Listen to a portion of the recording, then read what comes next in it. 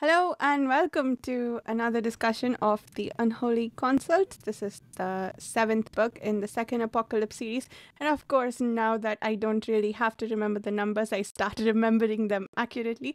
This is also the last book in the Aspect Emperor series. We read this book approximately 100 pages every week. So next week will be the last discussion for this book. We do plan to do a separate discussion for the appendices and the atrocity tales. I think there are 3 of them. We have to decide whether to do one discussion for that or split them into multiple. But next week, we'll see us do the end of the Unholy Consult. With me, of course, and I forgot to do the usual speed about if you would like to join us for the final discussion, consider checking out the Page Chewing forum. That's where we do all the planning. Steve, could you start us off with introductions? Sure. I'll make it quick. This is my second time reading this book, and I love these last few chapters. They're so much fun. I just want to mention that we did plan to read up to read through 15, but we did read it through 16. So if you listened last week and you were reading along, be sure to finish chapter 16 before listening to this episode, because we are going to discuss chapter 16. We are at the beginning of 17. So, yeah. Dan, take it away.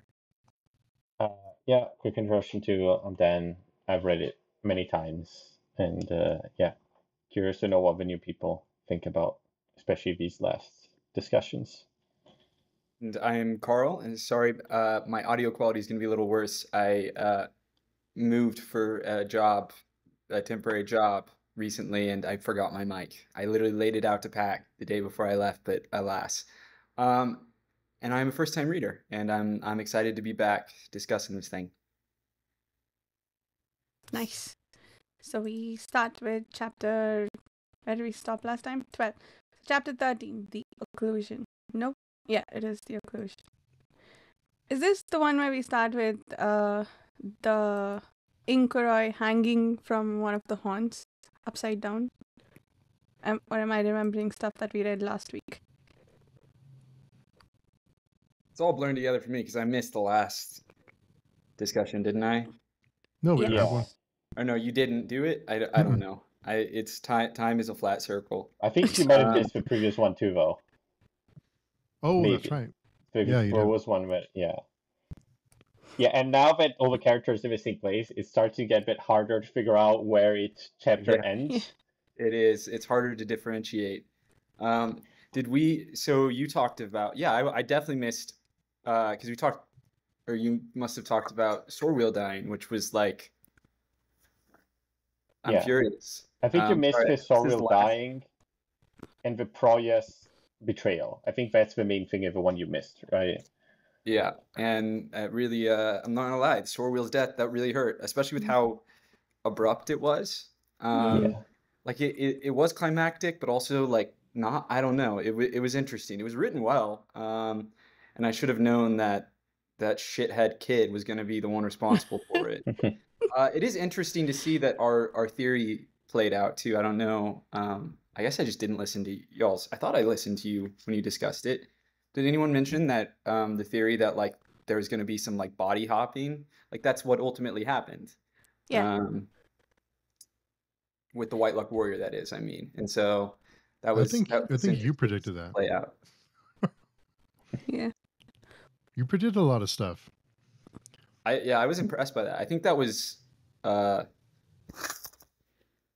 forget if that was Justin or you, Varsha. I know it wasn't me. Back towards the beginning of all this. I think it was Justin. Justin, if you're listening, we miss you. Yes. Come back for the last episode. I got it. Where did we start with these chapters? What happened in these chapters? It started with the Inkuroi reminiscing about his wonderful past and their hallowed vessel faltering upon the shoals of the promised world and the fall. The inertial inversion field piercing the crust to the pit, which of course I highlighted because it sounded incredibly scientific. What is the inertial inversion field? I guess there was some sort of energy shield that they try to use to soften the impact. And we also heard about, previously it's like something hit the Earth before the actual arc hit it, but it seemed it didn't work completely, and that's what. Oh, So I think yeah, the crater was caused by this initial hit, probably, of inversion field, whatever it is. yeah. And it raised up the mountains, which I guess we kind of already knew, but not really. It So is that was pretty cool. interesting. It definitely feels like we have like dived right into the sci-fi much more, directly in these final chapters, which makes sense right now that we're actually at the arc. And we're getting another laser gun. We're Oh, getting, yes. all sorts of weird technological shit going on inside Golgotha, and I don't even know what's happening half the time. It's just all dark and sci-fi and kind of, I mean, it's giving me very, Alien vibes. I'm very much feeling like we got a xenomorph on the ship, except, I mean, they're skipping ahead a bit, but one of our xenomorphs really got taken out like a punk ass bitch. Like Kellis mopped the floor with, I forget, was it Orang? Yeah, I I think so. think so. Yeah.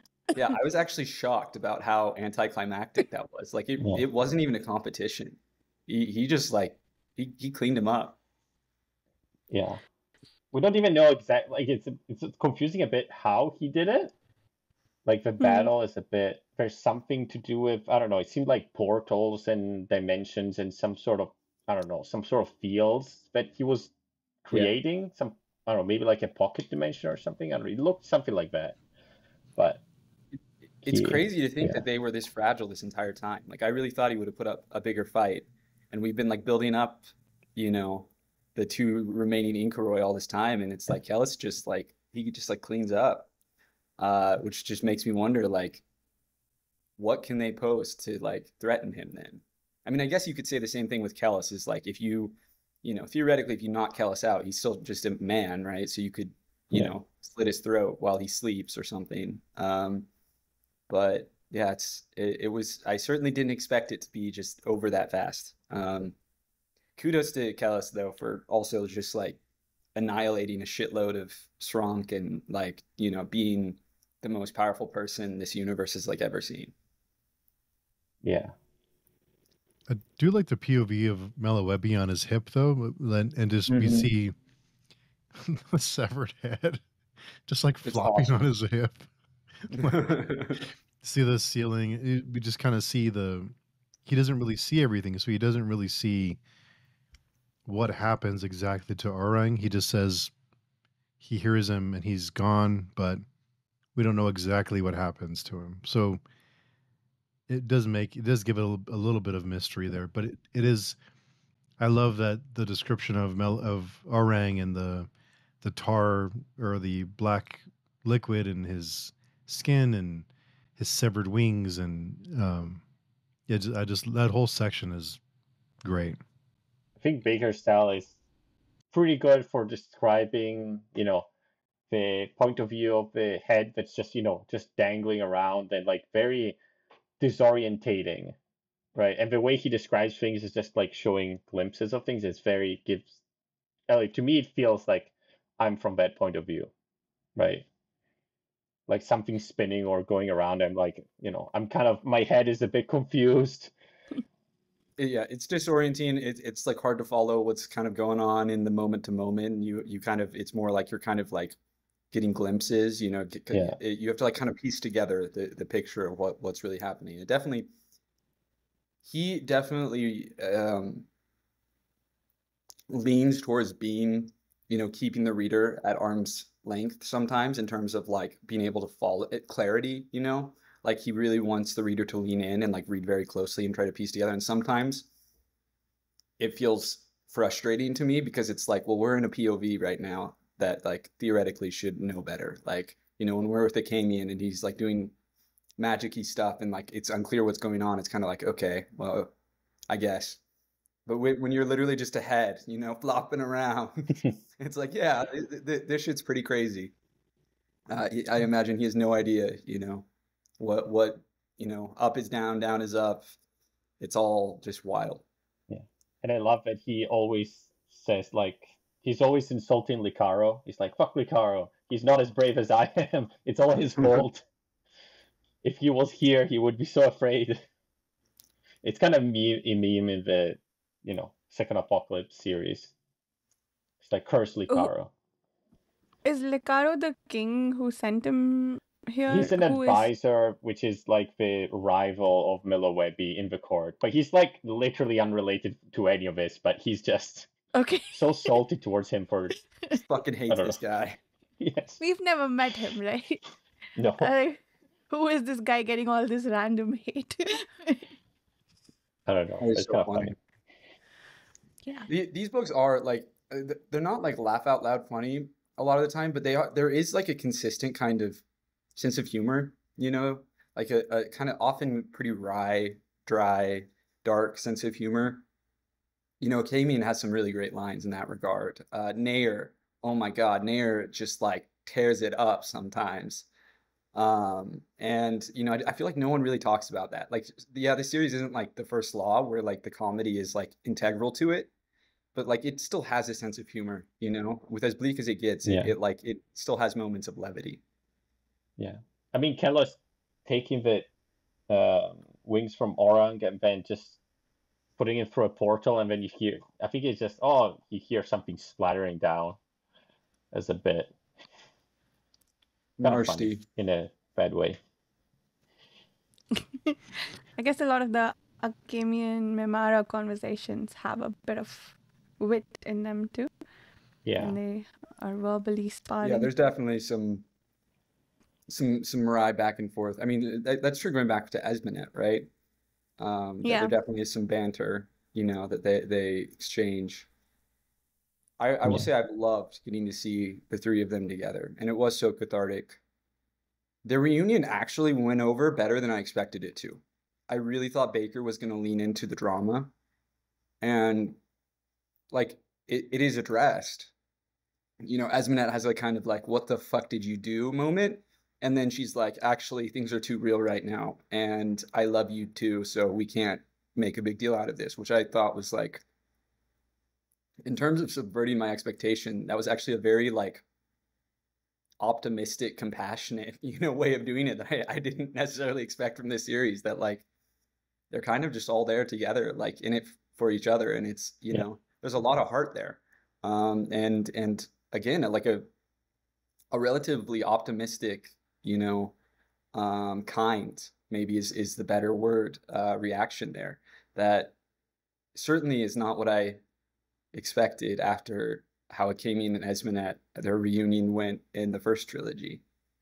But I guess with age and everything, they've like kind of mellowed out to some degree, and they're both just like, yeah, this is fucking insane, and we both hurt each other, but like we love each other, and the world's ending, so might as well focus on that.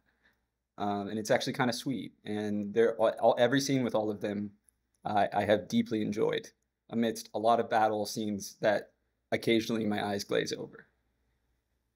What did you guys think of the other reunion of Kellos and Akemian? I think it was in these chapters too. Yes. Yeah. I'm trying to remember, was Akemian kneeling when Kellos showed up? Like, no, but he kneels when he asks him to save Proyas. Oh, okay. It was very emotional, very moving. Yeah.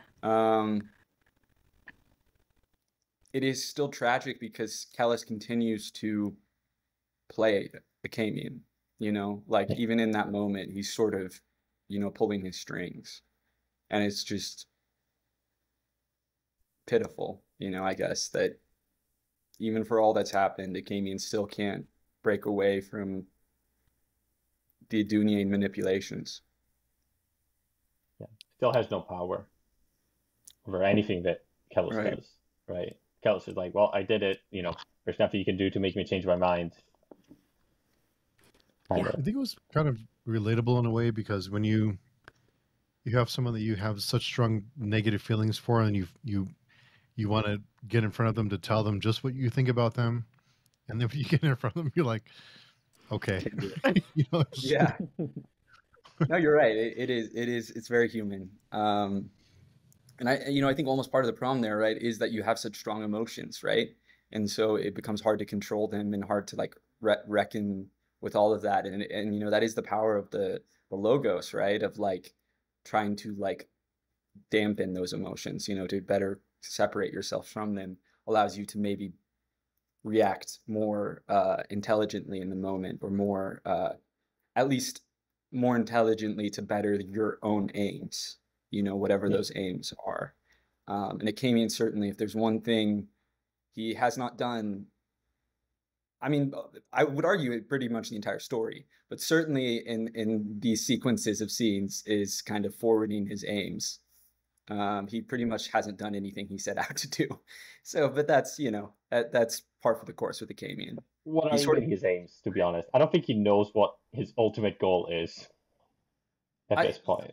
Yeah, I mean, I just in terms of like judging Kellis and like getting Mimara to judge him, and in some way sort of confronting Kellis, I feel like Steve said, when he finally gets that opportunity, he like completely blows it, because he just melts down and is like, you have to save my boy, not him, not my boy, which was really sad. They really, I got to give credit to Bakker, where I really was like, Preuss has been my guy in all these books. And then after the savagery, just the like irreconcilable evil that was done, I thought, okay, I'm done. And now I'm back to pitying him again. And it's just, it's good. It's really powerful writing. And it also, the moment I think maybe I do sympathize with Kellis a little bit, and then he goes and like pulls some shit like that, and completely betrays Preuss and just acts like a complete monster, and we just, God, I fucking hate that guy. Everything does seem to be going according to his plan. He seems to be like, everything he does seems to be like I already knew this was going to happen, and he says at Ben too, right? Oh, I'm on conditioned ground, right? Yeah. But again, we still don't know what he's doing. It's got to blow up in his face. Like, there's just no way it goes according to plan. I mean, he already, in some way, it did blow up in his face because there was a nuke that he didn't know was there. Yeah. And so I'm like waiting for the nuke moment in Golgotha. Like, what's going to be hidden here that he's not expecting, or something, We'll see. And where the hell is Kelmomus? I realized that after I got to the end of this section, was like thinking about it, is like, we haven't seen Kelmomus in like many scenes. Like, I swear the last thing he did is he was just like killing a random guardsman, and that was like way at the start of the battle.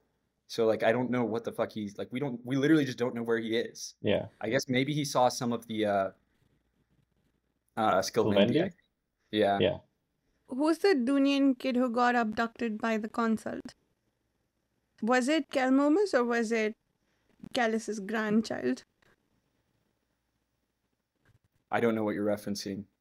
So there is a scene. It didn't last very long, but I don't think this was the Sylvendi. I think it was people from inside Golgotha. They captured a blonde-haired kid who was in chains, which Kelmomus recently was. Oh, that's got to be Kelmomus then, yeah. Yeah, it's Kelmomus. Pretty sure it's Kelmomus. And now that you say that does sound like a thing I remember reading. Yeah. It was in the process of building the no god too. Like, it was in some scene that was referencing doing something to do with the no god, which of course it has to be. But Bro, maybe Kelmomus will become the no god. I don't know. Right? But the avatar. I'm trying to remember that part. It was not a flashback to one of the dreams, right? No, it was the current period. Was it? I'm trying to. I don't remember. Pretty sure it was current. It was a kid in chains getting abducted. By, I'm pretty sure, not the Sylvendi, but the other guys. There was something else too, like around that point, I think it was too. Did Moingus kill Nair, or did something like that happen, or were people talking about him threatening to kill? No, Nair said to Moingus, "If you leave my presence again, I'm gonna kill you." Okay. I think he said something like that, because he goes to to Proyas and Right. kills him, right? Yes. Yeah. I guess it's merciful. Hmm. I Hey, mean, yeah, at a certain point, I think that it probably was a mercy. I mean, yeah, I guess. I don't know that he was. I got to give credit to Kellis. He really somehow tied like the perfect knot where like he ruined this man's body but kept him alive. I mean, credit to Proyas too that his body didn't just like give up. Like he really was hanging in there. I hmm. want what he's Yeah. having. Like holy shit. Did he end up dying? I don't remember what happened with Yeah, Proyas. Moingus killed him. Moengus killed? Yeah, pretty definitively he's dead. I think because I think the Oh, Slovendi were burning everything, and he was just, "I'll just kill you, so and I'm so he letting you just here." slashed him down. Yeah, Okay. he was like, I don't want you to burn alive. So this is my mercy to you. Oh, Yeah, it was like okay. a mercy thing. Yeah. Yeah. Okay. That makes sense. Poor Proyas, man. He really did Poor have just. guy. I mean, I say that, but he has committed like a lot of horrible atrocities. So I guess he's got what was coming to him. I was surprised we didn't get like a more hellish end for him, like more explicit. Did he get yanked by a demon? Did we see that, or was I that don't someone think else? it's mentioned. I think they mention hell, right? When he dies. Kellis says that you're going to hell, right? I think when he dies, there's a mention of. Maybe. I'll try and find it.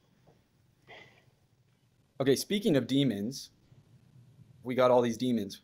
Okay, number one, could not follow any of their passages. That was really difficult to understand what was going on. That is the sort of thing where it's like maybe on my like fifth time reading through, I'm going to be able to follow that. Yeah. That said, what I did follow was the one demon breaking free, and that was really cool. And like killing his master. I think that's what I was thinking of. Is like he like killed his master and like dragged him to hell or something. I love that part of the beginning when they're all pouring out of it like dimension in the sky and then going inside. That was pretty cool. Yeah, but that was a bit awesome. hard to follow. Yes. I remember the first time I read it, I thought it was the bad guys summoning the demons, because obviously they're bad guys, right? But no, it's the good guys. And it's so apparently it's the guy we're following, the blind, what's it called? The slaver? Eokus, right? Eokus, right? Which is the guy that Akamian blinded in the first series. And that was a nice callback to the first series, because I think in the last battle of the first series also we got some Eokus plus demons he summoned POVs. So it's just insanely cool. That's one of those like magical things that's like, it's just so cool. You know, wish some more of it. So many demons to fight with. Like that's just awesome. And they did justice to it. It was cool. I wish I could follow what was going on better, but other than, you know, most of what I got was they were just wrecking shit, and then one of them got free and killed. Basically, I think it's like it's implied that because it's a topo, it's like the biggest topos in whole of Erwa, like the distance between the outside and reality is so thin that like he loses control pretty much. Like there's something to do with desire and objectivity or something like that. And like the goals that they use in the real world to keep them under control don't work anymore because it's so thin. And then he somehow reaches through himself to grab Eokus, and then he explodes in, I don't know, 1,000 souls or something. Something like that. Can you explain what the vile angel thing was? That it just kept getting repeated? Like, was that describing the demon? Yeah, just the title of the demon. Oh, Steve, you remember the name. What's his name? Kaliol, I think. Reaper of Heroes. Kaliol, Dan and I actually talked about that last week before we started recording. I think before Varsha got there. I won't spoil anything. But it was... I didn't quite pick... I was confused about that too. So it is not something that is... if you missed it on the first read, don't worry. You're not alone. Okay. Because the vile angel, I was like, is that just referring to itself? Is he speaking to the aliens? Is he calling, because they're sort of fallen, you know, I could see them being portrayed as fallen angels in a sense.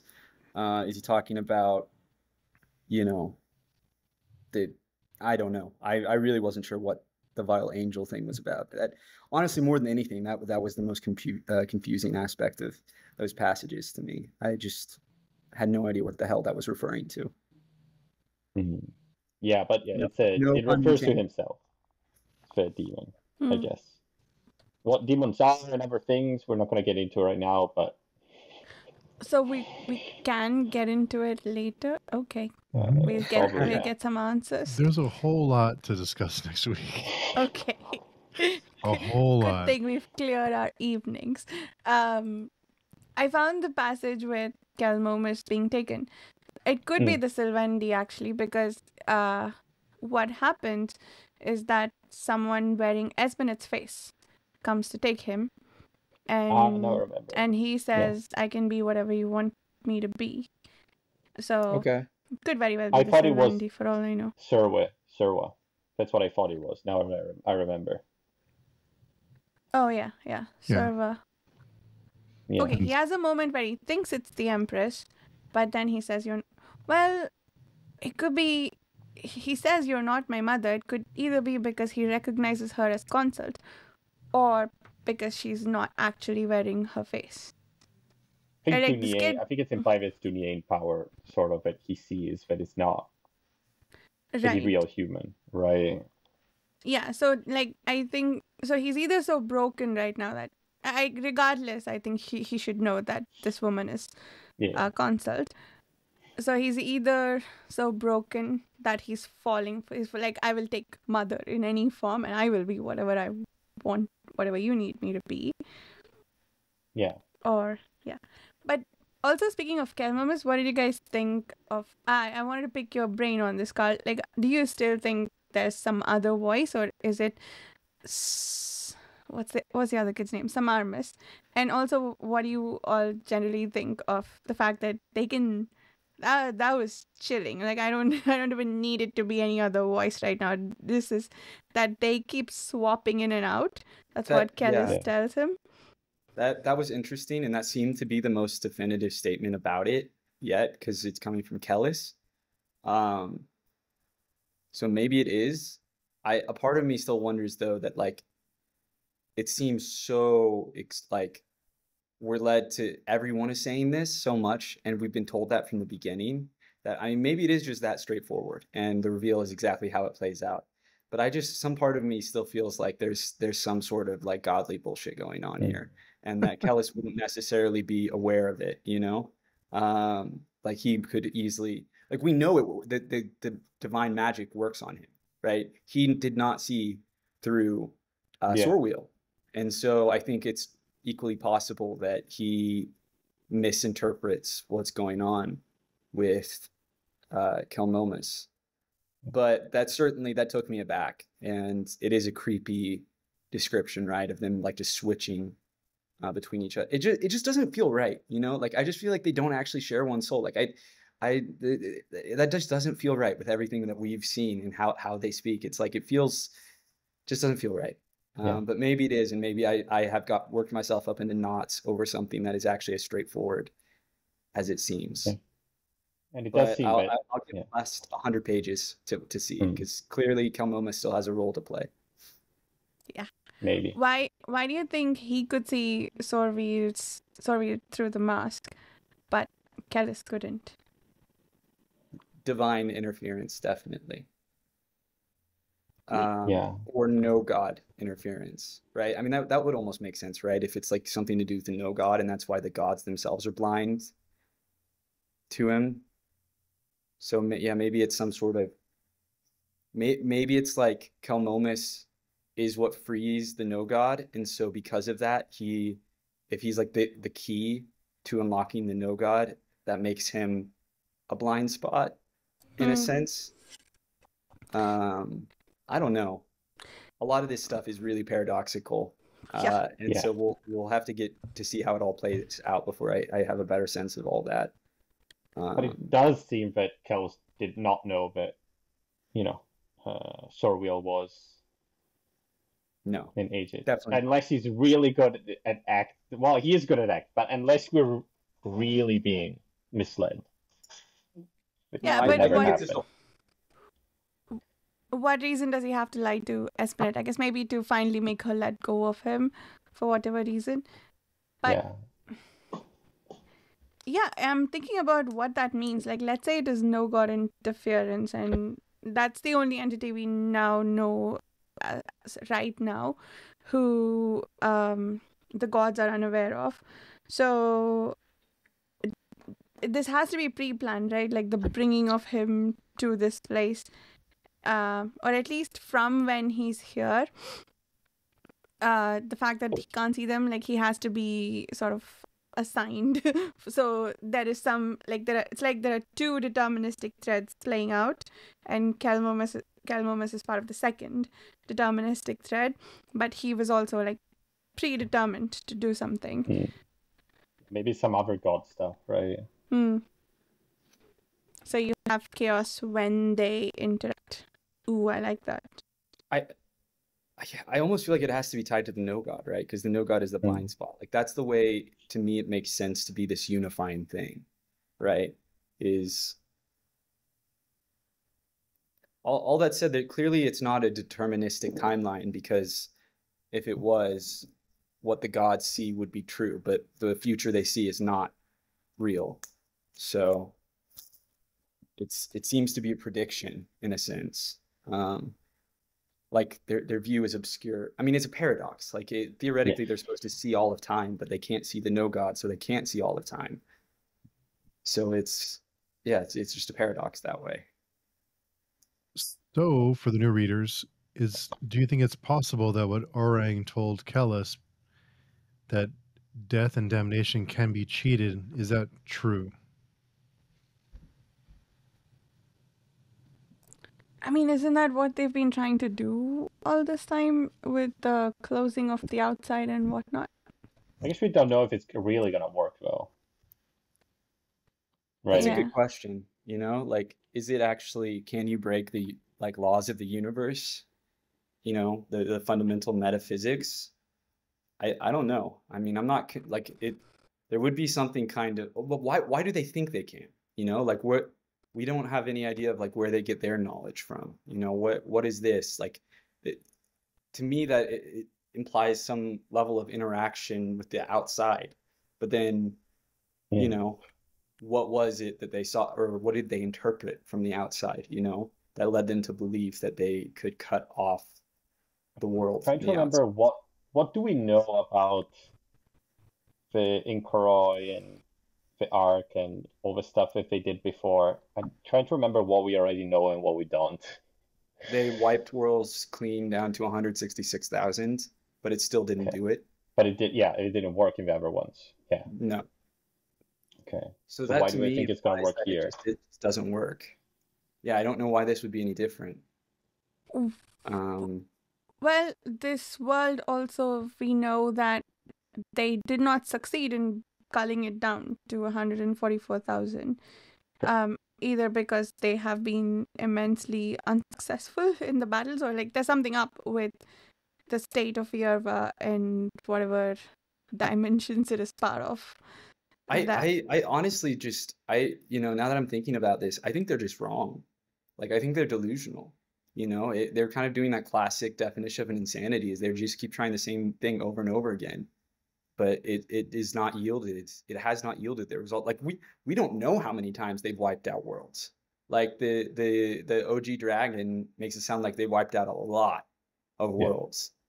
And given that, you know, I'm not convinced that Earth is anything special, or whatever the name of this version of Earth is. You know, at least in this regard. Like, I could fully see them accomplishing their goal yet again, summoning the no god yet. I mean, I guess the no god, they didn't have the no god before, so maybe that is something different. But because my understanding is they discovered the no god on this planet.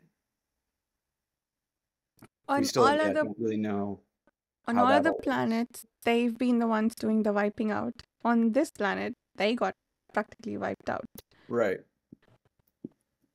And I wonder if it's this. Yeah. I wonder if the same ship has been going place to place, and they came more or less intact on this world. or if it was a bunch of different arc ships. Hmm. Well, that's an interesting question if there's more out there. I mean, we have to wonder too, right? Is like, did they crash land or did they mean to just create that devastation when they landed, you know? Like, did they want to be the meteor that killed the dinosaurs or was that an accident? They say something like that the landing was not completely as we planned. I think it's kind of implied the way they say it, like they kind of crashed. Yeah. They 'Cause the crashed, but arc they is did damaged mean now, to right? wreak devastation, though. Yeah. Yeah, that's right. Yeah. They can't just like fly out. But they did mean to devastate the planet because Yes. they did something to bring the mountains up to soften their landing, but it wasn't sufficient. It's interesting that they don't at any point, or maybe they have tried. I don't know. Maybe this is Kellis's plan. Try to like take over the Hells. Like if you're just damned, like if you're fucked, like can you fight back? You know? Like is there a way of like, you know, or are you so impotent? You know? Can you before you die, could you theoretically, if you can access the outside, if you can reach the Hells, could you take them over? You know, pull a sort of reverse Lucifer. Maybe. And on the subject of hells, also Golgotha apparently is now like some of the other places we've seen, in that hell is actively infiltrating it because so much evil has happened there. Which, given the aims of the Inkoroi, which I don't know if cutting off from the outside is different from I don't want to go to hell, but if they are the same thing, how ironic is it that whatever they are doing is causing hell to breach here? Absolutely. Or is that how this planet is special, in that hell can actively breach into places, but other planets aren't like that? I guess it's hard to say, right? Because we don't really know much about the other planets that they accessed, right? We don't even know if it's the same dimension or the same universe, technically. Presumably, their 166,000 calculation is tied to beings with souls. So presumably, those other planets did have beings with souls. Because I can't imagine it's just like any animal, for example, right? Because clearly in this universe, animals don't have souls. Yeah. 166,000 rocks. Also, because you could just go to an empty planet and be like, well, yeah, there's less than 144. Yeah. I'm done. Or 144, excuse me. Yeah. Uninhibited. Yeah. There must be something biblical more. Numbers. Yes. Right. Like it sounds scientific. Like obviously on a literal like meta level, we know where Bakker got this number, right? Like we looked this up. It's from the Bible, Book of Revelations, right? But like within the story's logic, like within the world, there's like it sounds like that is scientific in some regard, right? Like tied to the techne that they have like calculated this is what it takes to make this happen, to break reality in this way. But that said, it doesn't necessarily seem like they're right because they keep failing. I guess we'll see, or maybe we won't. You know, who knows? Who knows exactly what this ends with? I mean, this is kind of our last chance. These two know. Yes. It would be kind of darkly humorous if they end up finishing the job, but all the Inkoroi are dead before it happens, so they all end up in hell anyway. Like I mean, they bring the no guard back, everyone. There's only one left, you know. Maybe there's one left. Maybe. Yeah, is the other guy dead? And I didn't keep track of their names. So was this the guy who was also in that nuclear explosion scene? We don't know. Or were they two different ones? Did we get the name of the guy who was in the nuclear explosion scene? Aurochs. Okay, I'm pretty sure it was Aurochs. And Aurochs was the one who I really hope killed. that we get more from them.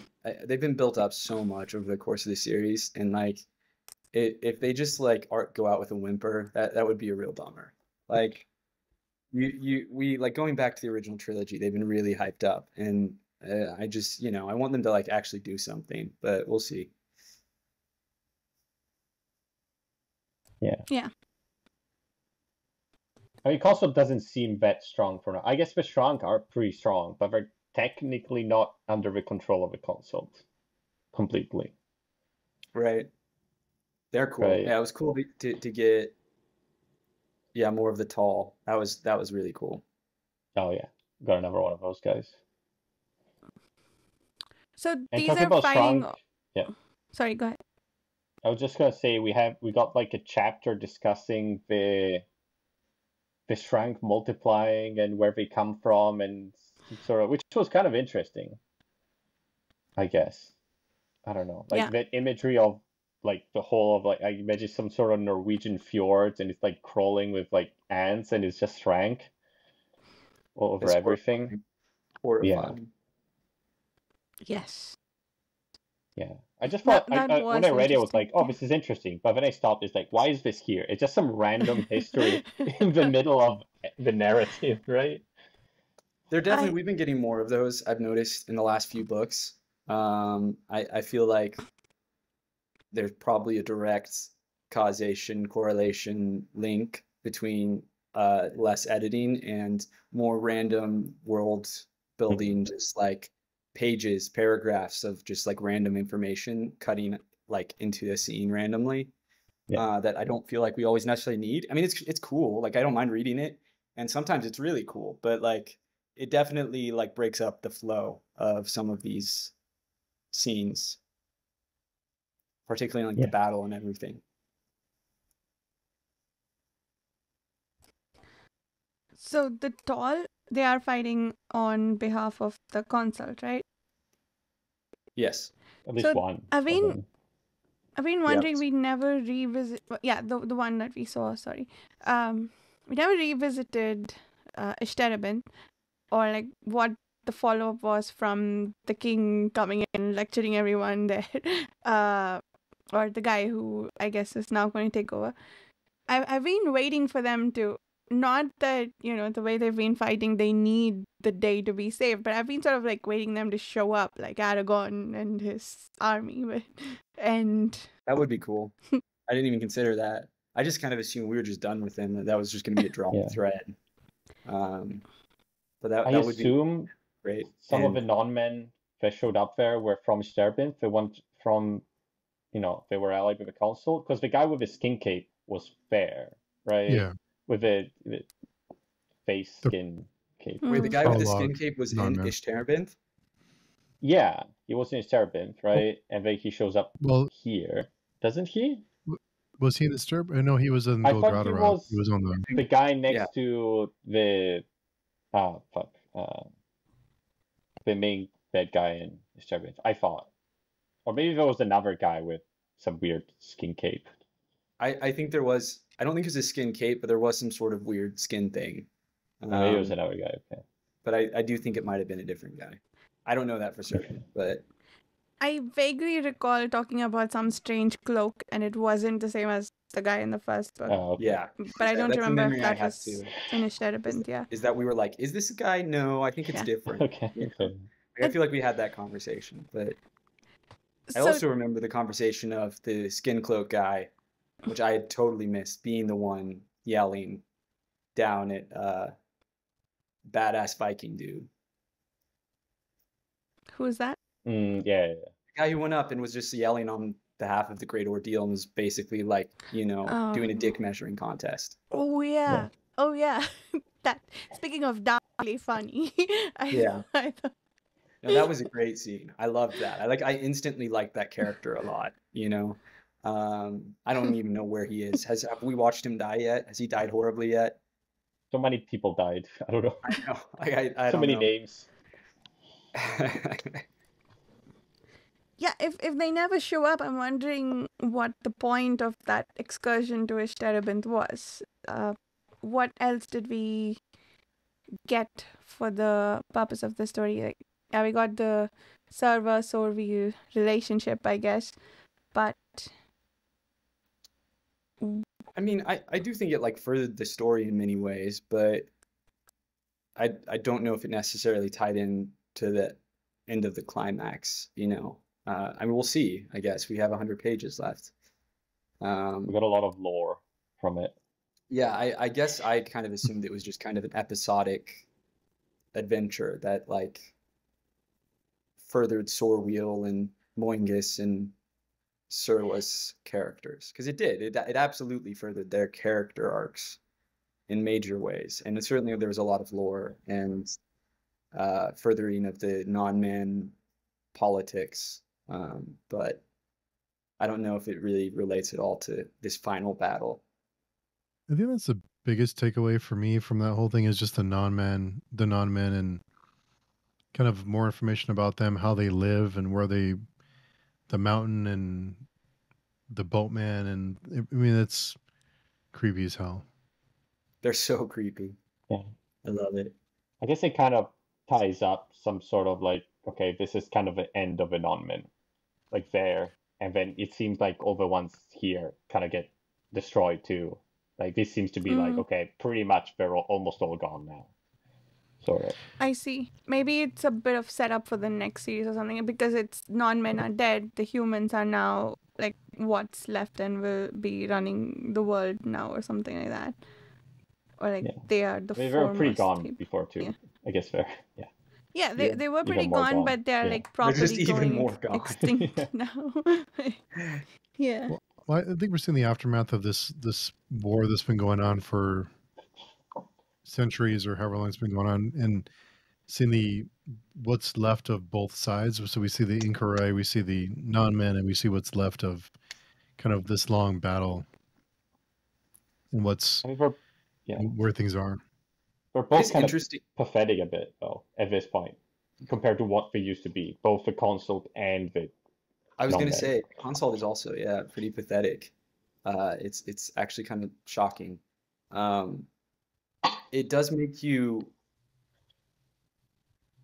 it's interesting to think. The way you were framing it, Steve, that like it is sort of like this war never ended, or like the hot portion of the war, I guess, ended, right? What you might call the apocalypse.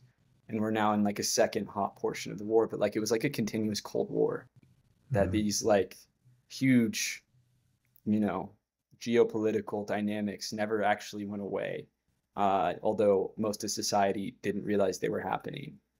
But, it wasn't like the Consult wasn't still influencing things and like actively working towards their destructive ends. And at the same time, you still had the non-men kind of out here. I mean, everyone had to deal with the Sronk. The Sronk never went away. Like, it is sort of just like this never-ending war. Yeah, so we see what the non-men have become, and and the threat is still there. I mean, the arc is still looming. So the non-men have been, I guess, they've been suffering for a long, long time, and they're still alive. They've been through so much, and they're completely mad by now. But yeah, so I think that's what the disturbance chapters were, and I guess it does set up a little bit of. It just listen to what Kellis may or may not have known or learned over this time too, and so it kind of fills us in on what his motivations are too, like what the deals that he's been making behind the scenes the last 20 years or so. Yeah, that's interesting to see continuing to be unveiled. I'm very curious to see how all that pays off. It just seems like for a lot of these, like for the non-men, there's like no future. For the Inkaroi, I don't know, even at that point, like what future was there? There's like 2 guys left. What's the, I don't know. It seems kind of doomed for a lot of people. Like, I don't know what the good end game would be. The non-men were screwed from the instant the Wound Plague happened. Like, that was their apocalypse. There's no coming back from that. It's just all downhill from there. Like, you're talking about the fading of the elves. Like, this is the most literal, scientific, like, depressing fading, Like, this society, like, there are no more women. You cannot have any children. Like, and all of you men are going to just slowly go insane. That's fucking depressing, like that is a true fading of a species. And they're so proud the way they function. They won't even just like kill themselves. Like that's just not a thing they do. They just like linger. It's wild. Yeah. Well, that's a better option. I don't know if it's about proud or not, but it's about avoiding the gods. Yeah, the concern is you don't want to go to hell, right? You got to somehow aim your death cannon to the to the void. I still don't understand how that works exactly. You just like slip through the cracks.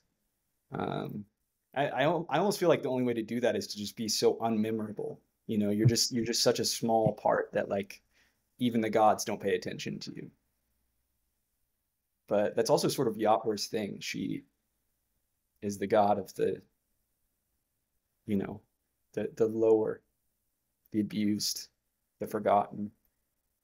Who knows? Yeah, I guess it wouldn't be abused. It's like you want to be just like middle management, you know, like just like quiet, like unnoticed, you know, just like doing your job, like not particularly good, not particularly bad. You know, you don't ever kill anyone, you don't get attacked, you know, you don't get raped, you don't rape, you know, you don't steal, you don't get stolen from. You're just like kind of there, you know. Probably don't have any close relationships. You're just not really memorable. And then somehow you end up in the void. Maybe. Speaking of the Lord of the Rings kind of parallels, did anyone pick up some Sam and Frodo vibes from Mara and Acamian in the last couple chapters? It kind of felt like that she was dragging him along towards the end, and also the intrinsic gate reminded me a lot of the Black Gate in the end of the journey. Yeah, I agree. I definitely got some of those vibes. Them like clutching to each other and like pulling each other along, absolutely. And you know they're sort of caught in between, you know, all the big battles and shit going on. And I mean, it makes me wonder, like if they're kind of the, you know, have this Sam and Frodo dynamic, like what is going to be their Mount Doom, you know? I'm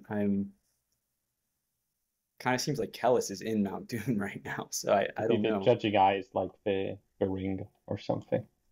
Right. Yeah, can Mimara cast it away? Yeah. Is that even? Yeah. I don't know. What is happening with Mimara too? Because there's like something like, oh, she's looking from above at them, like as the god and other, right? There's some weird shit going on. Yeah, she's fully gone full Messiah complex too. She starts thinking of Acamian as my first disciple. Like I'm not gonna lie, that made me really uncomfortable. Like I kind of got like goose prickles on my arms reading that. I was like, this is weird, Mimara. Like this is the same shit that Kellis does. But you genuinely, I mean, I guess he also genuinely believes he's the savior. It's like the difference is I guess she has this like magic power that proves she has like special sight, you know, some truly divine sight. But still, I was like, uh-oh, that's not a good sign. Yeah. And then she's also giving birth at the same time, but also she got a bunch of query, and they're walking through the, you know, followed by Strunk and Sylvendi. Like what is gonna go on with her? Like it doesn't seem like the optimal situation.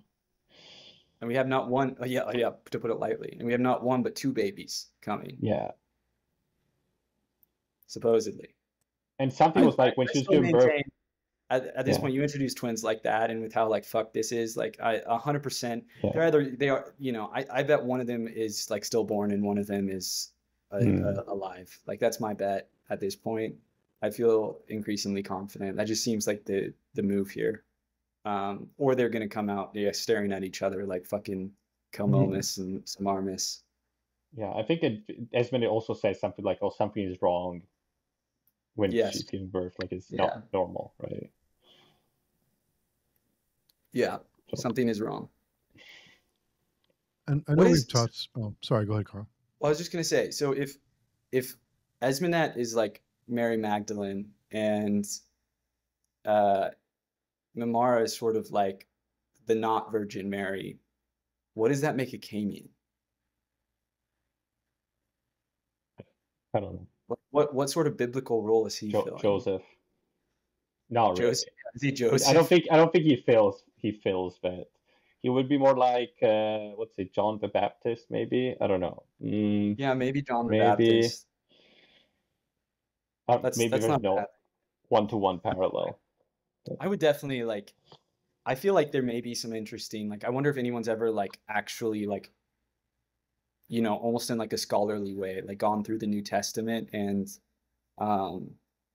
these books and kind of like tried to like pull the connections, and address them and, thematically what their purpose might be. Because I know they're there. I mean, we're touching on a few here, but like, we've talked about the 144,000, but like all, there's these books are full of them, and I'm sure there's a lot of subtle stuff that we miss. Fair enough. There's a few things that when they mention scripture, from when people talk about scripture, they recite scripture.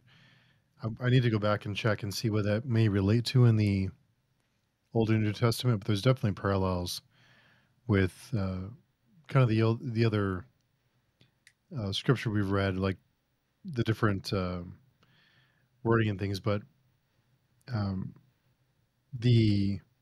know we've talked about kind of checking out during combat scenes, and I go back and forth because Bakker does like to introduce characters during combat scenes and make it seem like they're a big deal. Like this person was like a champion of whatever. Like, so I think that's his way of introducing people to give it a little bit of levity during these crazy times. And I kind of see what he's doing without having to spend too much time to build a character just to die.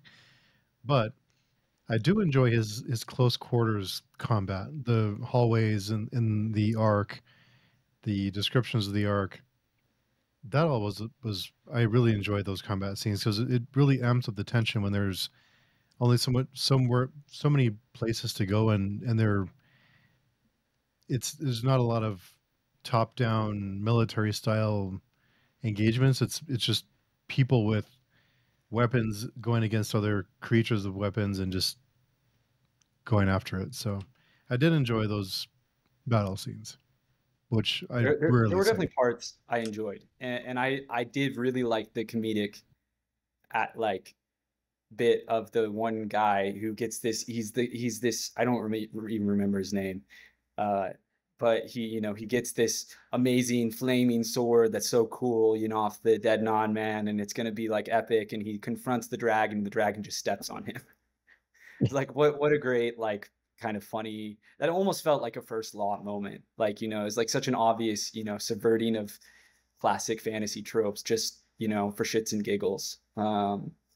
It's not, I don't think that is necessarily the most thematically deep part of the series, but it is a very fun scene, and I appreciated it a lot. It was a nice moment of levity amidst all the shit fuckery.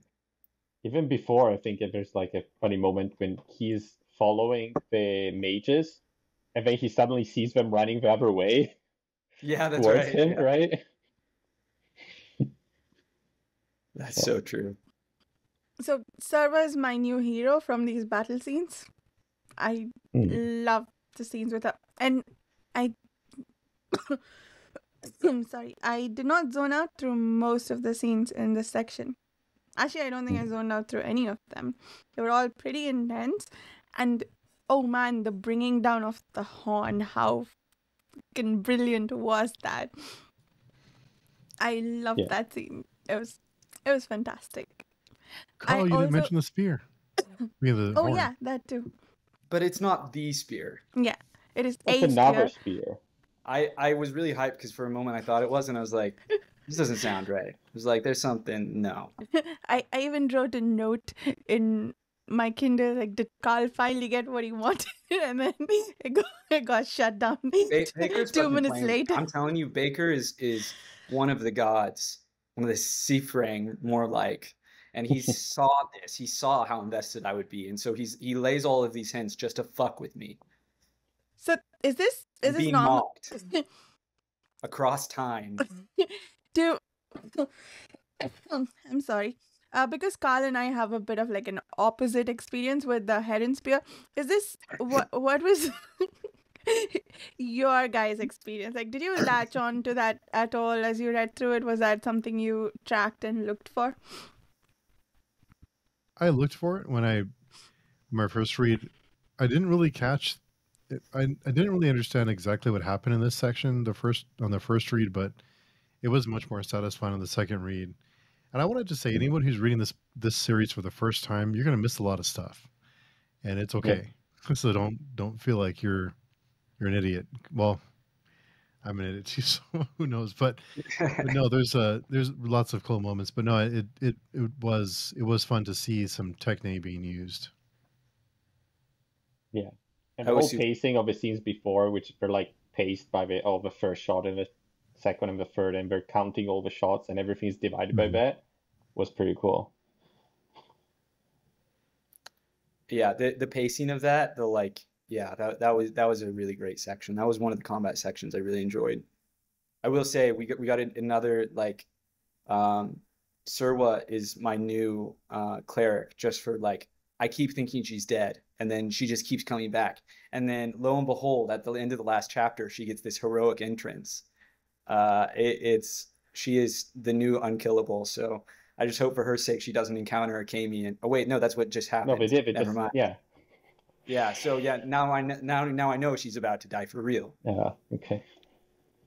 So Wait, why? Sorry, Steve. Just why would her encountering a Camion? I'm mostly joking, but just that it was a Kamian who finally killed Cleric after everyone else failed to kill him. Oh, okay. Sorry, yeah, I forgot Like about he that. fought all of the Clever. baddest Okay. motherfuckers in this universe and lived to tell the tale, but a Kamian got through. But he let Mostly because a he was Camion like, kill him. yes, right, exactly. Like I know why. I'm not, you know, I'm making a joke out of it. No, I know. But It's funny. No, I'm just saying that I'm now. just telling myself Server's not going to die. Fair enough. Fair enough. No, I do actually seriously believe though that she is going to have some sort of pseudo heroic send off. So I wouldn't be surprised if she does die imminently. No. She's in bad shape. I hate to say it. Like, you know, Stop I'm it. sorry. I'm speaking this into existence. No, go ahead. Sorry, I was just kidding. But If I can't have my Heron Spear, no one can have happiness. sorry, Steve, you were saying. no, I had a question for everyone, mostly for the new readers, but well, for Dan too. But is Serwa the? We talk a lot about there's no likable characters in this series, and I don't know that Serwa can be a completely likable character because she has done some things. But is she potentially someone who could be a likable, someone you can root for if she survives? Because she does have a badass moment in these chapters. Yes, but with the caveat that I know in these series, these characters are always going to do new terrible things. You know what I mean? Like, I don't know. I mean, I've excused a lot of shit from Proyas, so certainly I can excuse some shit for Serwa. And you know what? I would, and I would catch a bullet for Theliopa. Rest in peace, Queen. Yeah. But I don't know. I guess of the like more aggressively Dunyane on a Syrian board, she's probably the most likable. Yeah. I remember when I was reading it the first time, I was like, with the previous part about Sorwheel, I was like, oh, she's finally, learning about more like human emotions, starting to feel human emotions. I was like, oh, she's gonna be together with Sorwheel or something like that, because she was kind of a likable character. That's I remember what I was thinking before all that shit happened. See, that's So, how I yeah. knew it was gonna all go wrong. Is I was like, she is getting moments of humanity, and this is Yeah. how I know it's just gonna be devolve rapidly. I am bummed that we haven't seen more of a reaction, like her reaction to Sorwell's death. Like we have gotten like a bit of it, but I get things are happening quickly, and she just kind of has to keep moving. Yeah. I don't know. It She is seemed like it hit her pretty hard at the moment, but at this point, she's like, well, she has to move on. I need right? to, yeah. And we did No, it get makes- like the whole discussion with Kilmomas about her motivations and how she views things, right? Which was quite interesting. Yeah, that was a cool scene. What do you think, Varsha, will happen with the Skilvendi here? I really can't wrap my head around how Nair and all of the Skilvendi are going to fit into this. Like, I just feel like, just on a logical level, like, Nair is going after Kellis, but he's so far away from Kellis, so I can't imagine, like, how is he actually going to reach him in time? Like, unless the consult, like, Techne yoink him into the heart of Golgotroth. He's, what, a few He, wait, Akamian and Mimara got there from wherever the Sylvendi were, so they aren't too far. In fact, they're right there because of the scene with the consult kidnapping Kelmomus, right? I mean, they got teleported a bit of a distance by Serwa or something, right? Did I don't they? know. Like, they didn't walk all the way to Golgotra, Who? I guess. Akamian and Mimara, yeah. Mimara? Yeah, there's no way that they would have walked that all the way.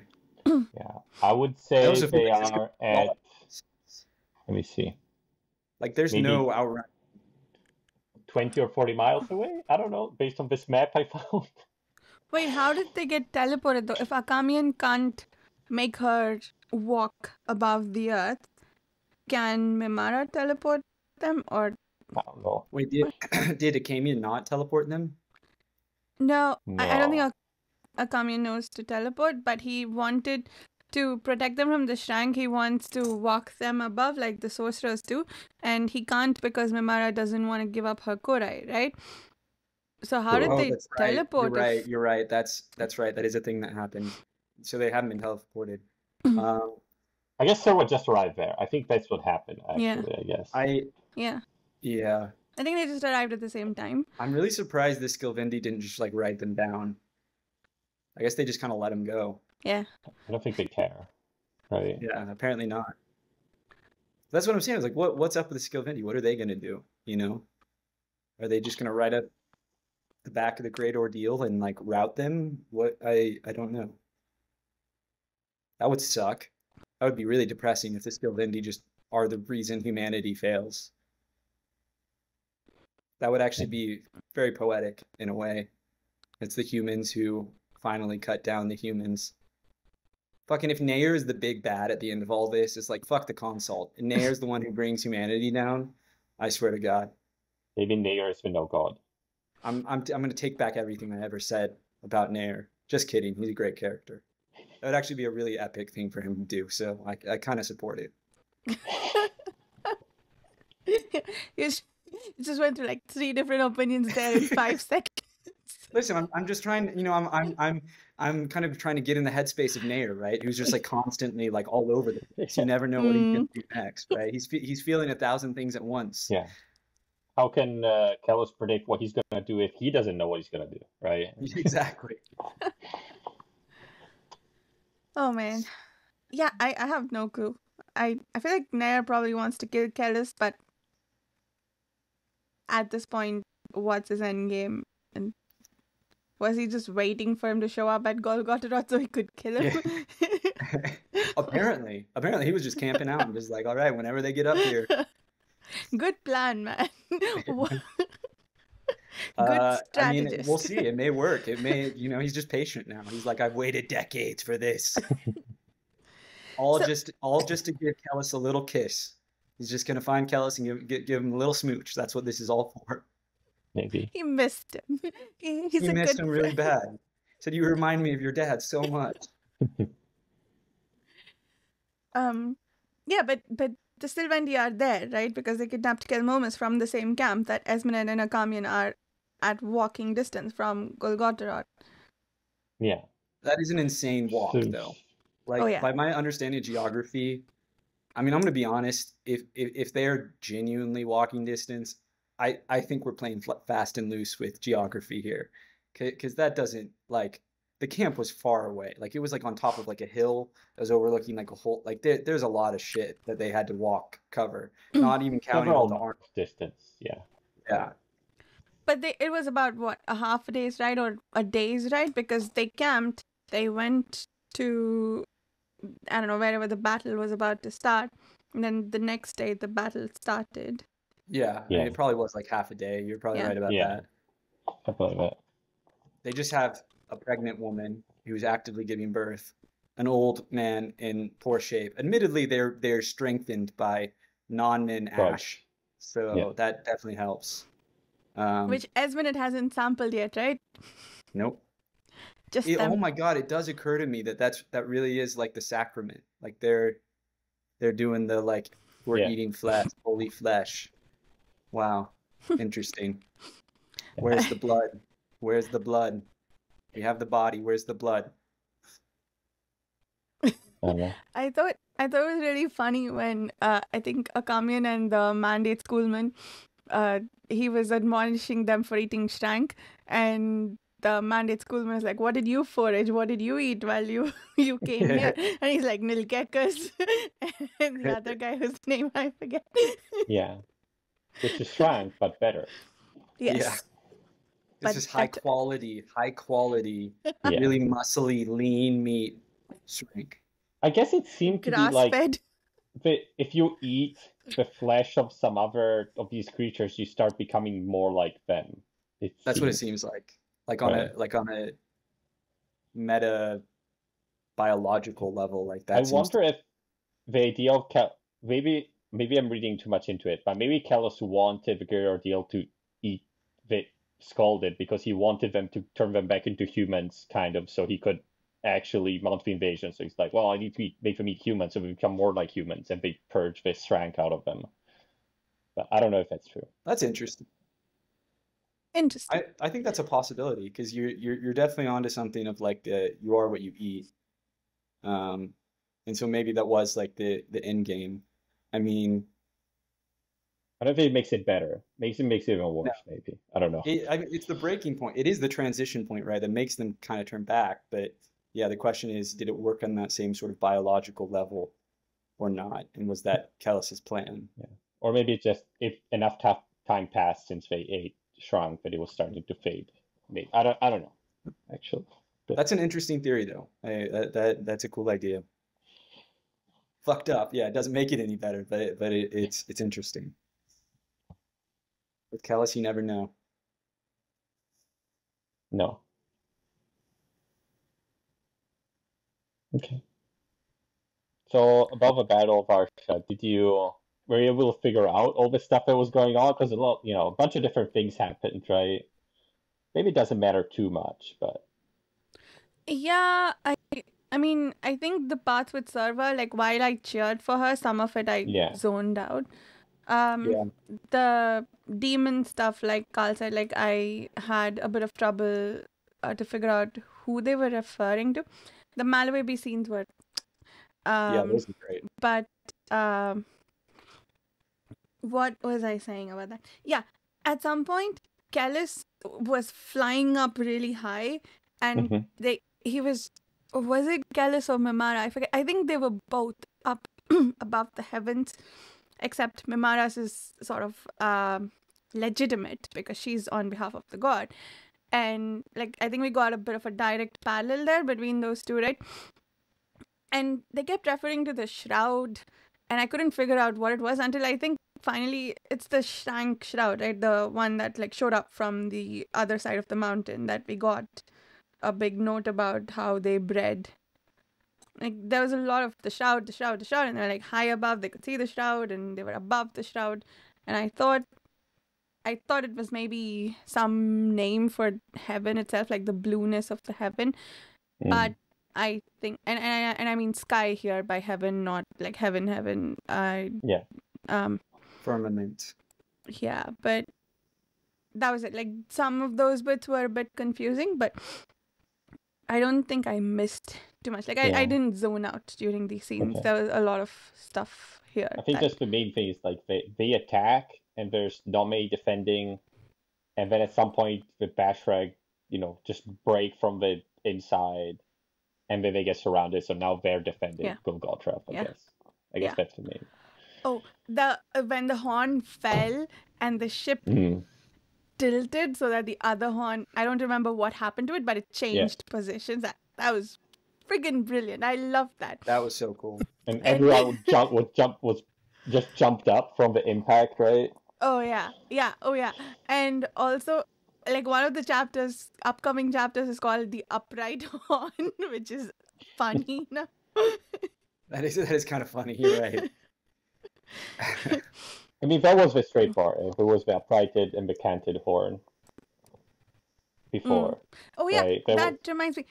What does canted mean in this context? I think it's It's like Oh. because the arc was Okay. not straight. It was like an arc, so one of the horns was straight and one was at an angle Oh, I see. in the earth, Okay. and then Okay. he cut this one.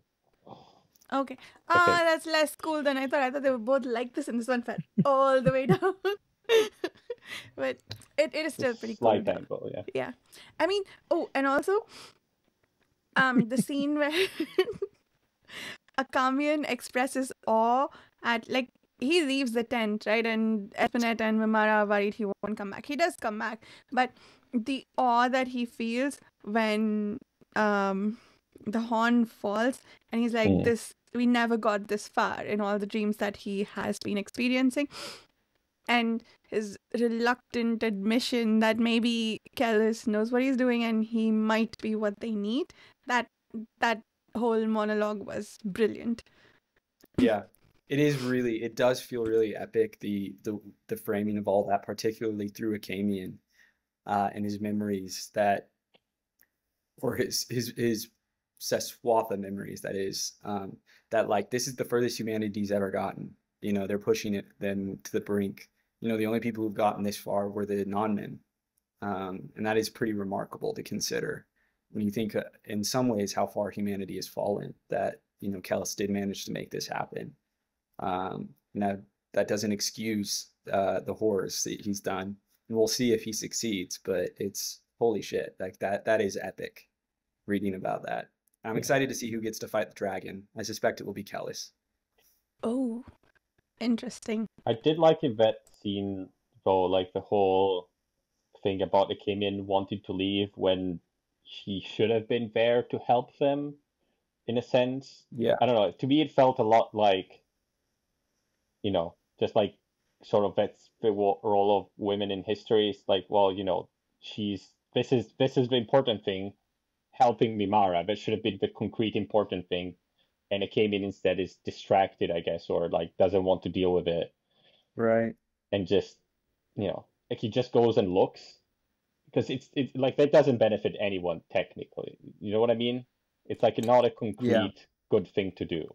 It's just like something that he feels he needs to do for some other higher reason that, you know, like compared to like just the compassion, being there to help who you love. I don't know. To me, that was like pretty strong sort of scene. Oh, that was a great scene. I think it, you know, tying that, what you're saying there, Dan, with, you know, kind of what Steve was talking about earlier with the Lord of the Rings, like Frodo Sam parallels, is it is awesome to see the narrative lesson that it seems like Bakker learned from the Lord of the Rings, which is that by putting these two, you know, you have the big grand scale epic final battle, but also a more intimate, quieter story that is in many ways getting more towards the core themes of what this story is about. You know, it really adds to the weight of everything going along, and it's like it is that perfect juxtaposition that just makes it all feel so dynamic and compelling. You know, it's so much more interesting than if you just had all big action all the time, that there is this intimacy within this climax. I just think it's definitely something that I am heavily taking note of, you know, as a writer, that like that power, that duality is extremely powerful. It worked for Tolkien and it's working for Bakker big time. I have a question for the new readers. Another question. What is the Golden Room? And what do you expect if and when we get there? Oh, I have no idea. Engine, that like some sort of fucked up soul engine or something. I don't know. What's the inverse fire? There was one section that made me wonder if they were talking about the sarcophagus. But I don't think that's the Golden Room, though. I don't know what it was, but there was a section of like, there was a scene inside the Ark that mentioned some structure. Is that what you're talking about? I'm just like trying to think, like, do we have any, other than the horns, like specific ties to like gold with the consult or gold in the story, like thematically? Other than like the coffers being kind of this like false gold, like. I think in the dreams of Akamian, when we see now Coyote Hovi, they might be going through it, maybe, possibly. Well, it does mention the golden room being the inner sanctum of the unholy consult. Yeah. So what would What we lies find in there? If Well, we I get do there. think we've yet to see creepy multiple head guy, so I think he's going to make an appearance. I could not remember his name to save my life, but the human who has become Mm. a Hydra, basically. What's his name? The first consult? Yeah, the Yeah. Mangekka guy Mm. who we saw in one of the dreams torturing now Coyote. Hmm. And who, as far as we know, is alive. I feel like it came in explicitly that at some point. Who's like sort of the Judas Iscariot figure, right? So I definitely think we'll see a confrontation there. Sorry, rewinding a bit to my theory of Kellis fighting the dragon. Kellis still has the spear, right? Because it would be very St. George and the Dragon for Kellis to kill a dragon with a spear. He threw it away. I think he just dropped it down. Oh, right. Well, there goes that. All of my spear theories get thrown away. I think he was out of juice. The battery didn't have anything left, I think. I'm batting 0 with these spears. But Brutal. where do you think Kellis got hold of that spear? Well, he didn't have it first. It was a top, and like I think one of the non-men had it or something. Or maybe Aurang or something. Yeah, someone was using it. Someone had it. Oh, he took it from someone? I thought he produced it. Yeah, non-men. Someone. No, he took it. Okay. I had all these theories about how he got it, and maybe he teleported to Golgotha before, or some other planet where they left a version of the Heron Sphere. No, because remember, it's what shot Surwa. Yeah. And left her all burnt and like messed up. Oh no. Okay. You didn't catch that? Nope. Yeah, she looks terrible. She got heavy. I don't know what degree burns, but not good. Oh, I remember that she got injured. I didn't remember how. Yeah, okay. She got shot with a laser. Okay. I'm excited. I might actually finish the rest of the book tonight. Tonight? Oh wow. It's a lot to read. Okay, so it's not really a good comparison, but I read the last 80-ish pages last night of the Dark Matter. The Dark Matter, was it? Yeah, it's just Dark Matter, sorry. Because I couldn't stop. But the font size is much bigger and it's much more immensely readable, so maybe not. We'll see. I may read this all tomorrow night. We'll see. But tonight I'm going to need to go to bed, get ready for work. Ooh. Yeah. I cannot afford another bad night's sleep. I've not been sleeping well. Seswatha has been in my dreams. Oh no. Oh no. Yeah. I guess I am not caught up on my sleep either because I stayed up reading Dark Matter. This is the bed you've made for yourself. Yes, it is, unfortunately. Sorry, Steve, you're muted. Sorry, it's late. I can almost guarantee that if you decide to read these last couple chapters, it will keep you up. Yeah, so that sounds about right. I wouldn't suggest reading it late at night before. Okay, got a plan. Because your mind will be going. Okay. Noted. Well, all that said, is there anything else we want to cover here? Or are we going to talk about quotes now? I think we're ready for quotes. Yeah. I thought we'd spend several minutes talking about the spear, but you guys told me he just took it from someone and now it's dead. So let's do quotes. Sorry to disappoint you. The only one I have is just the description of the Raku who is guarding the door. On 347, I just kept listening to this over and over, but the head rose with the soulless grace of a python glittering black, revealing a mane of white spines and long as spears, and the serpentine neck as thick as the mastodon's waist. It towered the height of the masthead, then hanged with the swiftness of a twitch, yanked its head back on a feline hiss. Incinerating fire engulfed the head of the bridge, consumed the witless young cast noble. And a lot of the references of a furnace and the teeth, it's all, I just love the descriptions of the dragons. Oh yeah, that's really cool every time. I have a Malawabi quote, sort of. There was violence to his translocations. Malawabi could tell as much by the flurry of light and shadow, and yet experience insisted that he had not moved at all, that the very world had been torn down and reassembled around him, plank by plank, in the twinkling of an eye. I love it. Another a passage that really stood out to me. For once, I'm not bringing an epigraph. So I thought there were some interesting epigraphs, but this passage, how we open chapter 12, I thought was particularly wonderful. All nations differ in their prosperity. The zenith of every people is a thing distinct, the product of custom, belief, and expression, imperious to the degree it contradicts those of its neighbors. It is ruin that divests them of luxury, ruin that strips away the florid dividends of power and ingenuity. Suffering, be it war or famine or pestilence, grinds nations into a common meal. The lamentations of the one are the wails of the other. I think it's a very fascinating way of looking at history and at civilizations. That they all have different strengths, but they're ruin, right? The end, the fall of them is the same. And I think that there is maybe some truth to that, right? That different civilizations accomplish different great things, but when they're falling, when you lose everything, it often looks so similar. Mm-hmm. Yeah, that's pretty cool. Like that. I have one. This is about Mimara in labor. Agony seized the beloved voice, held it high upon his screech, then smashed it into hacking shards.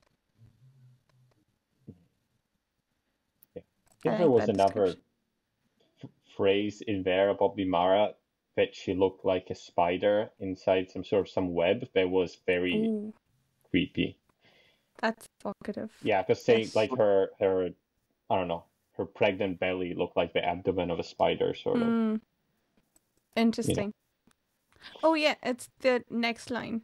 Oh, okay, yeah. Yeah. Or like a couple of lines later. She lay naked and gleaming, a soiled sheet across her mountainous abdomen.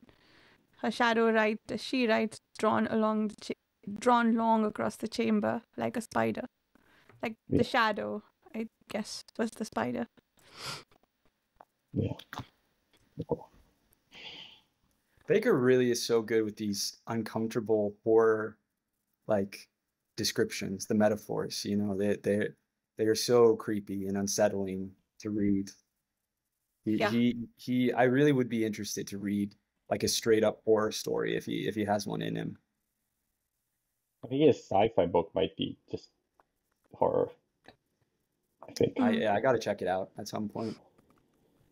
I have a copy. We can do it. We can do it later. There you go. Let's do it. Yeah. You can come back around. What's it called again? Neuropathy. I have a copy of it. Okay. Of course. Any other quotes? I think we're excited to get to the last. Excited Yes. to get to the yeah. I can finally read the last pages and not get scolded for it. This is conditioned ground. We're crossing it. That last little section of it's okay. I walk conditioned ground, and just such a great stopping point. Isn't that literally the same? Like conditioned ground, isn't that literally from Dune? The same wording, right? Or is it different? It might be slightly different. It's the same idea, though, definitely. Yeah. But it might be the same. I don't know. I feel like we've had this conversation before. I think like so. Months and months. I don't know. Certainly, it's the same idea. But I don't remember if he ever gave it this. Maybe he did give it the name condition ground before. I don't remember. I just remember thinking this time that it was very similar. What Moengus had set out for him was quote unquote condition ground, right? So yes. This is so that was a question I had of sorts. Like I thought conditioning was something someone else did and you walked it, but Kellis is saying I'm walking conditioned ground and he himself did the conditioning. What does that entail? I guess I hope we'll find out, or we can talk about it. quite a We shall lot see. next week. It's gonna be fun. Yes. All right. So let's do outros then. Dan, do you want to start? Sure. You can find me on Pitching Forum, the Empire 17. Talk about anything relevant. Please join the forum. Only relevant. Don't you Yeah, dare don't talk reach out about to irrelevant shit. I don't care. I don't care. God. I am Carl D. Albert. You can find me at Carl D. Albert on social media or on Page Chewing, the forum, which is a quieter, healthier place overall than most social media. And you can find my book, Truth of Crowns, online. You look up Truth of Crowns, you'll find it. Yeah, so I'll go because Varsha's coughing.